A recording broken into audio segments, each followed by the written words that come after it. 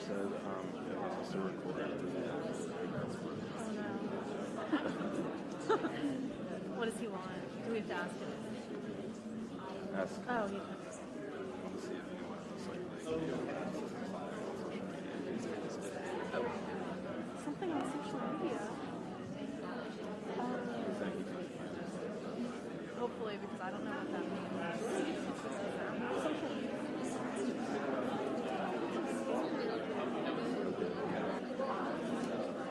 Oh yeah, did you play?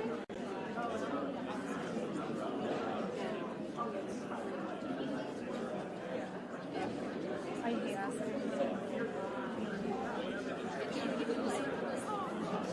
Every time I do, he's like, yeah, and I am. I can't even deny it.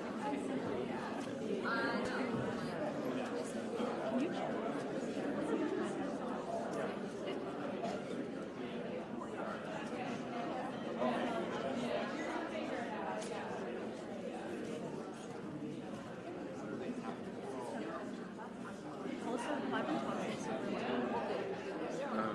Okay. I was thinking the mic was up there.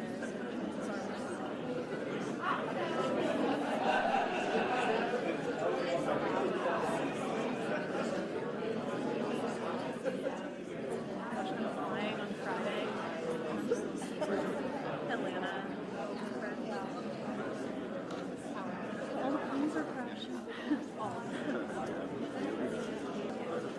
It is a very short flight. As long as the weather doesn't pick up. Hey, how are you? Good to see you.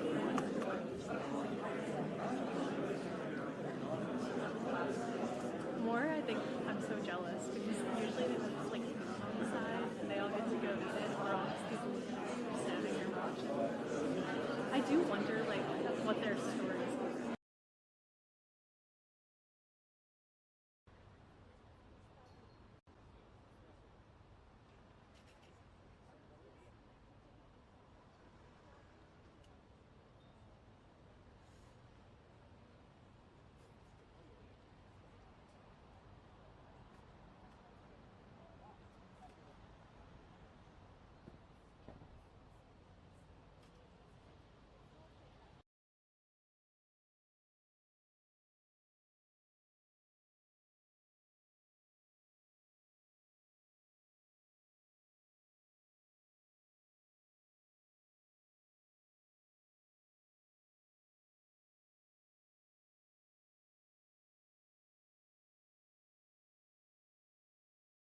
What Tyler does is he has to do it for like all the stations and it does look really good.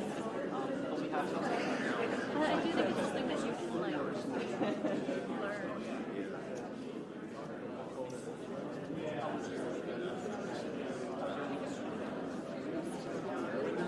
I wonder if he will do a goggle after. Like usually. Yeah. We'll do our best. Nice to meet you.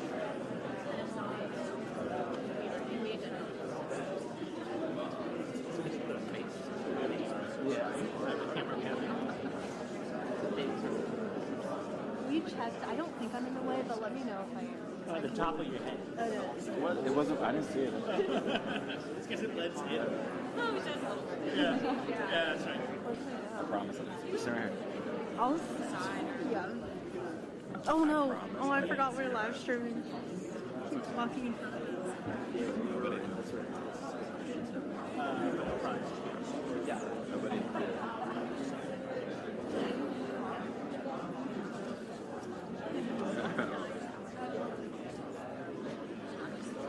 Yes, I will. I'll ask you. She usually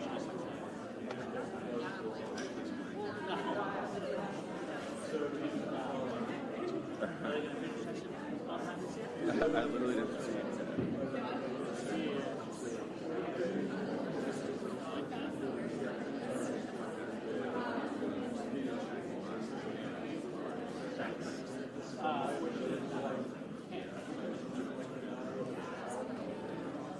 Hey guys, the governor's about 2 minutes out. After he finished speaking, then he'll take questions from the podium.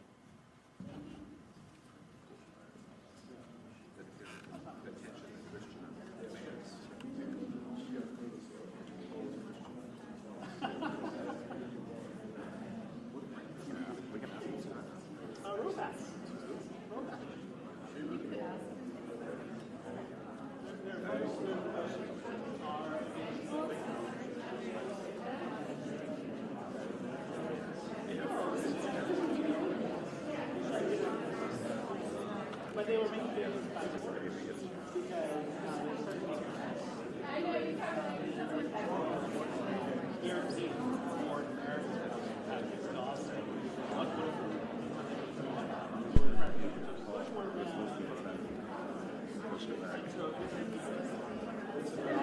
I mean, I don't know why they expect us to be able to get that done on the shoot.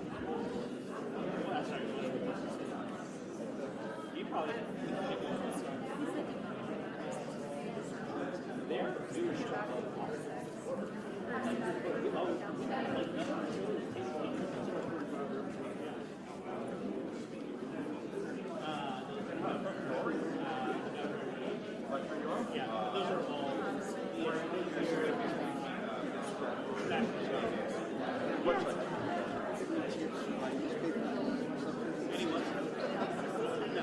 Should have got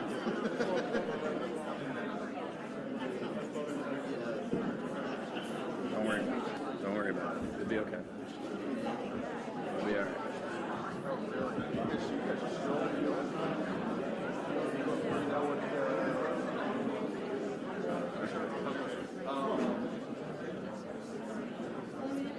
the state of emergency always lasts 30 days. So the last one was declared right 6, 7, 16.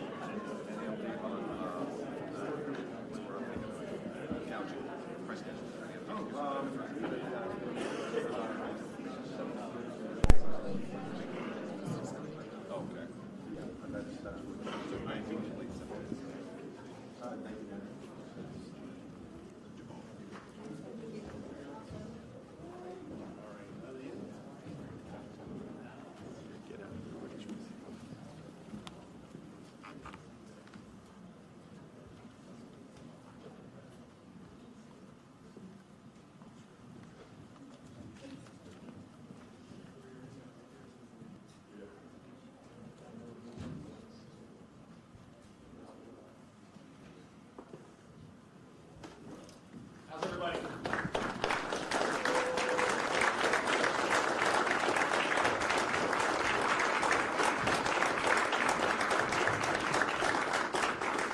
Morning, everyone. Please have a seat. Thank you. First of all, I want to thank everybody for coming together this morning, and I see lots of important people in the room. I appreciate our General Assembly members coming over, let's see, Israel Quinn, Will Moorfield, Terry Kilgore, Jed Arnold, Travis Hackworth, Bill Stanley. Did I miss anybody? I want to thank you guys. I know you've been living through these storms, and the collective impact of these storms is not just severe, but it is something that so many parts of Virginia have been dealing with for a long time, particularly Southwest Virginia. And as we head into this latest snow event, I know there's a lot of people who haven't recovered from the last one. And so that's what I want to spend some time talking about. The Lieutenant Governor and the Attorney General and I are going to brief in what's happening. And let me just get started with the fact that we are still under a state of emergency. And I cannot be more clear. We declared this now 10 days ago, but I need everybody to understand that the state of emergency continues, and if there wasn't one that had already been declared, I would be declaring one today. The snowstorm that we have coming starting early tomorrow morning is going to be severe. It's going to impact a vast majority of the state. And I just want to make sure that every headline says we are still under a state of emergency. The events over the course of the last week particularly have reminded us that, one, our first responders do an extraordinary job. And the collective team of our emergency management department under John Scrivani, who was our state coordinator, VDOT, the state police, our Virginia National Guard, along with our utility partners, and the amazing men and women from all of the localities have been going around the clock since the very first beginning of snow which was now 10 days ago. And I want to just highlight that these men and women have not been sleeping. They have given everything they've got, and we're asking for them to put on the boots again and get ready for this major storm coming tomorrow morning. Starting with the ice storm from last week, we had 450,000 power outages across the Commonwealth of Virginia. My friends, we had 315,000 power outages associated with Hurricane Helene. And so we had more power outages across the Commonwealth of Virginia than we had in one of the most intense hurricane events that we've ever dealt with. We reacted quickly across the state, and as of this morning, we had about 2,500 power outages, which is about normal for the state. Between the 450 and the 2,500 today, we peaked back at 200,000 because of the heavy rain and flood events over the weekend. And so our utility partners, along with VDOT and the Virginia National Guard, particularly, who have been aiding in road clearing and access and tree clearing, debris clearing so that we can get the crews to the down power lines, have done an amazing job. And so this morning, as we head into this next event, it is really important that as many Virginians have power as we possibly can get back online, and we're in good shape this morning. We still are dealing with road closures all across Southwest Virginia, and again, our road closures peaked during the flood event over the weekend at 408 road closures. We're now down to 149, and those are mainly secondary roads. But we still have lots of areas in Southwest Virginia, and particularly Buchanan and Dickinson County, where we just don't have access yet, and that's really serious. And so we've got real work going on there. In advance of the snowstorm, and this snowstorm is going to be serious. It's going to start tomorrow morning, early tomorrow morning, at around 2 a.m. in Southwest Virginia, and make its way across the state. And so, second big headline, if you are not where you want to be by midnight tonight, don't go. Stay at home and make sure that you have good provisions at home. But I do not want anyone on the roads after midnight tonight. We have to have clear roads across the state so that all of our great VDOT personnel and everyone helping them can do the work of getting cleaned up after this snowstorm. We're expecting a varied degree of snow across the state. There are lots of regions like Northern Virginia, which is going to be on the lower end, at least based on today's forecast. And let's call that 1 to 2 inches. And then we have really heavy snow expected, sadly, again, in Buchanan County and Dickinson County, anywhere from 6 to 12 inches, all the way through the central part of the state, where it's expected to be anywhere between 4 and 6 inches, and then again into Hampton Roads, where we're expecting 6 to 12 inches again. This will be a 24-hour snow event. There may be breaks along the way, but heavy snow for 24 hours. We are deploying serious resources across the state, and that begins with road treatment going on everywhere. And once again, please drive slowly and get out of the way of the vehicles doing this really important work. We're pre-treating roads all across the Commonwealth. The second thing we're doing is repositioning a lot of assets. We had lots of assets that had been deployed into Southwest for both flood and ice issues.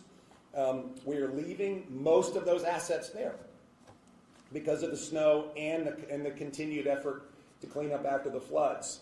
But we are deploying other assets predominantly in central part of Virginia and into Southwest. That includes all of our road treatment equipment, all of the plowing capabilities, and record and accident clearing capabilities. State Police, again, is now surging into their full manning across the state, and the National Guard is deployed. and we will have National Guard troops with capability deployed, yes, remaining in Southwest Virginia, but now moving, yes, Lynchburg in case we have problems on I-81 and the Valley Corridor, but predominantly Richmond, Fredericksburg, and down into Hampton Roads. We are moving resources onto the Eastern Shore because they don't have that many resources to make sure that the Eastern Shore is taken care of. Because again, 6 to 12 inches of snow in this part of Virginia is a lot. The net of it is we feel that we are doing the work necessary to prepare, and we do need our citizens to be as cooperative as possible. And I will repeat, if you are not where you want to be by midnight tonight, please don't go. Stay off the roads tomorrow and let us do our work. This snow is going to be heavy, and therefore we've got to get ready for it. Finally, if there is anyone who is in the emergency management chain, we have been communicating with all the localities and standing up all of the regional emergency centers. We will have our primary center up and running, and the coordination across the state is really, really important. If people have a problem, when Virginia citizens have a problem, the first place they can go very easily is 911. It's such an easy place for you to go. There are local capabilities in order to get to you if you have an issue. But most importantly, we're asking you to stay off the roads, make sure you have provisions at home, and let's let our teams do their work. We can get through this. We've had a very, very busy emergency management season starting last September with Hurricane Helene. What I had recognized is that Virginians are extraordinary. Our first responders are extraordinary. Those that work and clean up afterwards are extraordinary.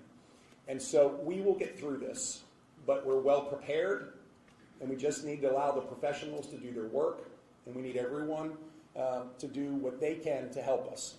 Finally, across the Commonwealth, we have seen one last most important trait, which is Virginians looking after Virginians.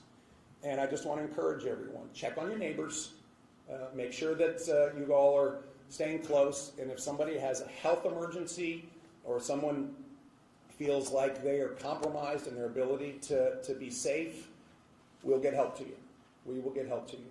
And so I'm going to hand it over to the Lieutenant Governor for a few minutes, then the Attorney General is going to go for a few minutes, and we'll come back and take questions. With that, I know the Lieutenant Governor is late. She's got to go preside over the Senate, and so she may sneak out. She may sneak out here quickly after she speaks. Thank you all very much. Thank you, sir. I hear our legislators saying I should stay, but we have a job to do as well.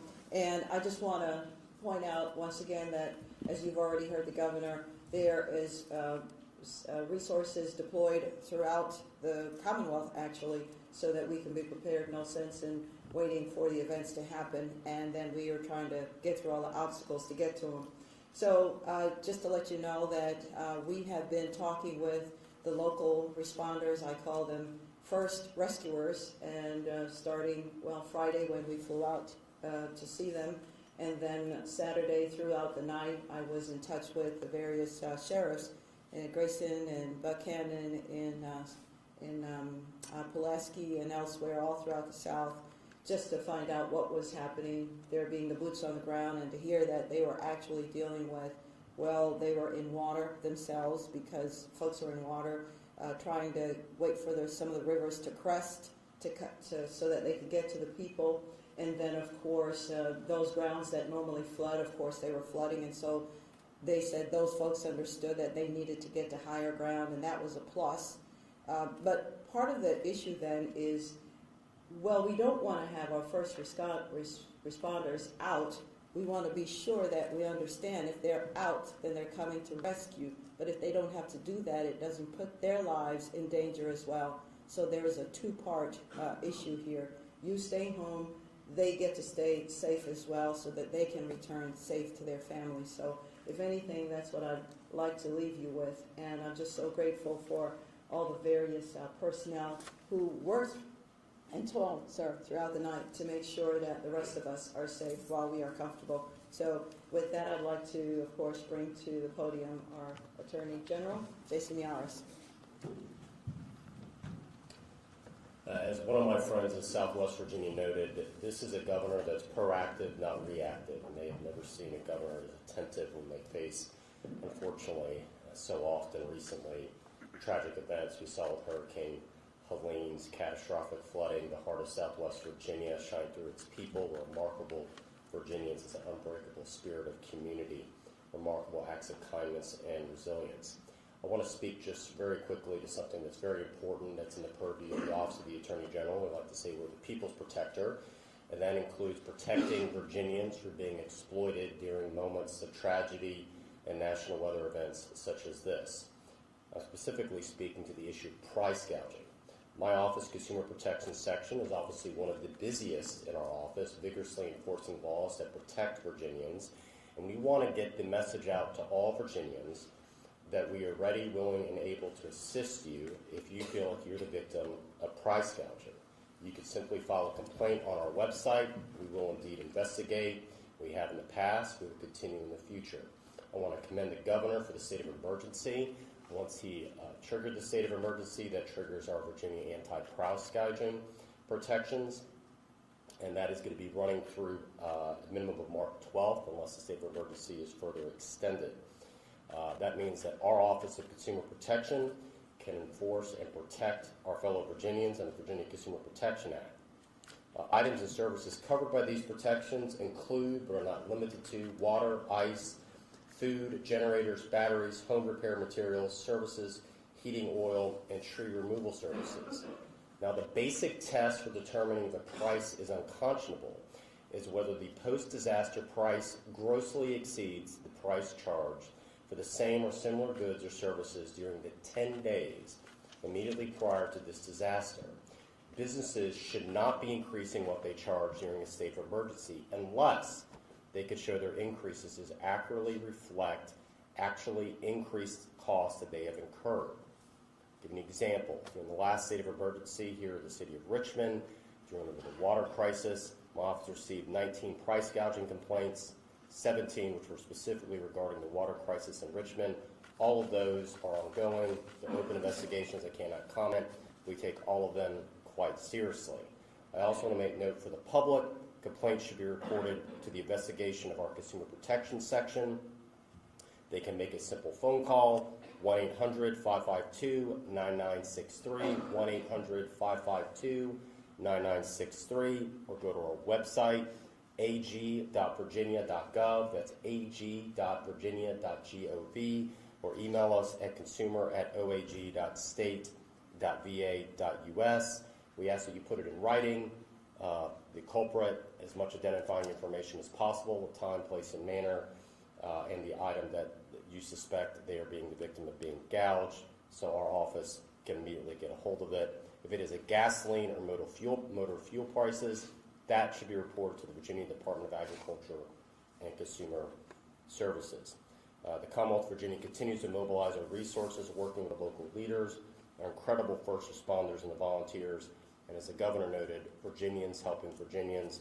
We will get through the storm. We always have. This can take all of us together, and we stand ready to assist. Thank you, Governor. Thank you. Super. So let me just reiterate. One, we are under a state of emergency. Second of all, if you haven't gotten to where you want to get to by midnight tonight, stay where you are. And third, if you need help, call for it. We will get somebody to help you between local resources and state resources. And finally, let's help our neighbors and let's look out for one another, because that's what we do best as Virginians. I appreciate everybody's attention, and I'm happy to take a few questions if anybody has any from our friends in the back. Yeah, hi, Dave. Governor, I wonder if you could talk to us a little bit more about the redeployment of assets, who's going where, and what kind of assets we're talking about. Yeah, so I'm going to start with the Guard, and so we have more guardsmen that are being called up.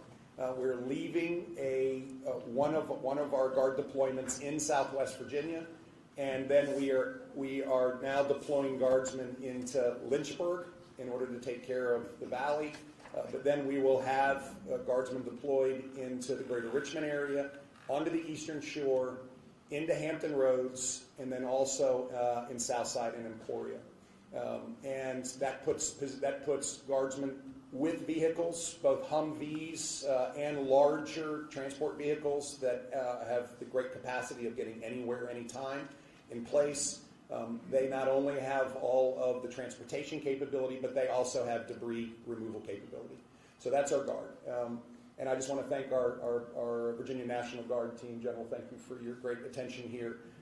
They bring not only extraordinary capabilities, but confidence. We know that to everyone.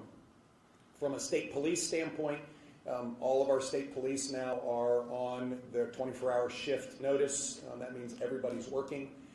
And we, in addition to bringing everybody on, are moving some resources into the Hampton Roads and Greater Richmond area, which is where we think the heaviest snow is going to happen. And those areas tend to not get heavy snow, and so they are needing some extra resource. And then from a VDOT standpoint, we have surged in a 40% increase in the Hampton Roads area, particularly with trucks and plows, just given the fact that we do expect that area to be most impacted. I want to say that we've had other states very generously offer to support us during this period, and we're staying in contact with them in case we need even more. And I particularly want to thank Governor Kemp in Georgia. South Carolina and North Carolina are expecting to see the same storm, as is Tennessee. And what happens in these circumstances is states help states. And I just want to thank everybody for being willing to do that. Yes, ma'am. Have you seen or requested any federal assistance for the recent flooding in Southwest Virginia? And if so, what does that look like? If not, why not? Yeah, no, thank you. So we did make a formal request for an accelerated declaration of emergency from the federal government. They have received that. I have spoken to the new FEMA administrator. I've spoken to Secretary Noem. I've actually spoken to the White House Chief of Staff, and they are processing that request for an accelerated emergency declaration, and they are supportive. There is a certain amount of damage assessment that needs to be submitted along with that, and the teams are working hard on that. Of the road closures that I discussed, so many of those roads are still underwater. And therefore the assessment has to wait until the water recedes. And so individual home damage, of course public facility damage and road damage we are assessing now. I was hoping to get all that done this week. This snowstorm is going to interrupt that process. And so we've got people moving from damage assessment now to snow duty. And we'll pick that up as soon as we can. I have to say the response from the Trump administration has been extraordinarily cooperative, and I know we'll get that done. It's just a matter of getting through this storm right now. Thank you. Yes, sir. Governor, a lot of Virginians also concerned about losing their jobs under the federal cuts. What is your message to them, and have you spoken with the White House about that issue? Yeah, so let me just back up. If I can I come back to that in a minute? I know there's a lot of anxiety there, and I'll come back to that in a minute. Anything else about the storm? Yes, sir. I was going to say that for the Attorney General, I know you probably can't get into specifics regarding the gouging cases, but can you at least generalize what sort of items that you're dealing with in these cases and just how much of an increase we're seeing? Well, I think it is primarily water, ice, food, generators, battery, home repair materials, heating oil, tree removal services. Those are the type of items that primarily in the past, when we have a major hurricane or weather event, those are the type of items that overwhelmingly come to our office. Yeah. And I would just add, when we are in a state of emergency like this, it is a time to help one another, not pursue extraordinary profit. And let's go to work and help one another. And the Attorney General is standing ready in order to make sure that legally people don't violate this. But I'm just making an absolute call that Virginians helping Virginians means not to undertake price gouging at a moment when people need supplies and they need help. And at a time we should be offering it to them. So, great. Yes, ma'am. Any additional resources or guidance for homeless folks or get people off the streets tonight? Yeah, thank you. So we've been working with local governments to make sure that the homeless shelters are, one, open and, of course, advertised.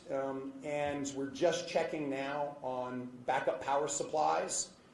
We've pre-positioned substantial supplies of bottled water and provisions, so meals, into Richmond. From Richmond, we can get quickly down to Hampton Roads, and we've left very large provisions in Southwest. So I think it's a really important comment, and the local government has been doing a very good job of communicating to folks that may be homeless. This is where the shelters are. Please come. And that's really, really important. So thank you. Yes? Again, on topic, does the state have any appearance or personnel at the water treatment plant in Richmond? Again, like in the last one, just because of what happened in January? Yeah, thank you. So we've been in our Office of Drinking Water out of the state, has not only been in touch consistently, almost hourly, with the water treatment facility here in Richmond, but all of the water utilities and municipal resources across the state. We still have, I think 15 or more areas in Southwest Virginia that are under a drinking water advisory left over from the weekend floods. And so that's why we've got big water provisions in those areas, but we also are working to support to make sure that if there are challenges, we can't go fix their water system for them, but we can quickly move in with power resources and expertise, and of course provisions for people that may not have water. When you go through the hierarchy of issues in an emergency response, and in particular a storm like this, number one is to prepare to make sure that lives aren't endangered, and that's road closure, that's road treatments, plow services to get the routes open. It's to make sure that telecommunications is up as reliably as possible and as fast, to make sure that power stays on or is recovered as quickly as we can. Once we get through that, then we make sure that we've got provisions of water and food, and also warm, safe places for people to go if they don't have it themselves. This is an all-hands moment to make sure that we're hitting all of those areas. And again, the collaboration from local leadership has been spectacular as we prepare for this. And then my last request for everyone is just pray that this storm blows out. We prayed over it this morning. Lord, move this storm out, have it drop no snow, and then we get to talk about the fact that we over-prepared, and that was the worst thing that happened this week. We have time for one more. Any more? Yeah, I'll come back. So, first of all, broadly speaking, the anxiety from many Virginians over the concerns about their employment with the federal government is real. And I've spoken to lots of people. And I think we first need to recognize that this process that the federal government is going through is one that is needed because of the inefficiency and bloat of the federal government. And second of all, the American voters, in fact, supported it and continue to. But with that said, this isn't about the workers, who I know are really, really, really scared. This is about stepping back and making sure that tax dollars are being appropriately managed and deployed. And yet that is not any way to help people deal with the real concerns and anxiety that they have. And therefore, what we are doing at the state level is preparing to provide as much support as we possibly can for folks that may, in fact, find their employment disrupted and may be in a position where they're looking for something else. And I have to say that this workforce, which is talented and deep and experienced, is part of Virginia. And so we want to make sure that first they know that we understand, and second of all, we're here to help them. There's lots of opportunities in the Commonwealth of Virginia, and those opportunities can be met by so many of these people. And first and foremost, I just want them to know that we will have the ability to support them through any job dislocation. And then finally, I do believe that it is a real fear that people have about losing their jobs. I would ask the media to not inflame it. There is a spending pause and review that has been going on to make sure that what's being spent is being spent on things that are productive and in line with the administration's priorities. Many of those have been conducted and released. Many are ongoing. And so I would also ask the media to not inflame these concerns with concerns around areas that really aren't substantial. There's been a number of folks who have come out and unfortunately scared people unnecessarily. And that doesn't, I do not want to diminish the anxiety and the concerns that I know so many Virginians have. But I also don't want to unnecessarily concern people who are worried about their medical benefits if they're part of our veteran community, which are not going to be interrupted. We don't need to concern people with those types of issues. And so I would just ask everyone to let's work with facts. Let's work with circumstances that I know we can support people with. And let's recognize that Virginians are concerned, and that as governor, I want to be there to support them and help them through this process. Thank you all so much. Governor's got to go. Thank you all. Thank you, Governor. What kind of help Thank you can so the much. state offer? Thank you, Greg. I'm going to come back to you on that, okay? Because, Greg, I want to communicate it in a good package, and so we're going to have a good one for you. We'll talk to you about it, okay? Okay.